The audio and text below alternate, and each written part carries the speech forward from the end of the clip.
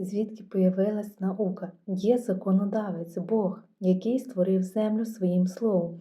І все тримається законами Божими. Саме на основі законів появилась наука. Наука, яка підтверджує факти. Наприклад, кипить вода при 100 градусів, вона утворюється в пару, і це факт. При нулі вона утворюється в льод. Теологія – це найточніша наука, наука про безсмертя, наука про Бога. Сьогодні в навчальних закладах навчають, що мавпа стала людиною. Люди походять від мавпи. Жодного доказу немає цьому. Це фантастика.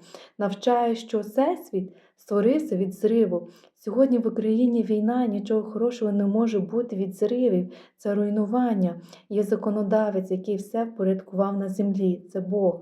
Сенс нашого життя – це пізнати Бога, істину, отримати вічне життя з Богом. Напишіть мені, якщо ви хочете вивчати Слово Боже.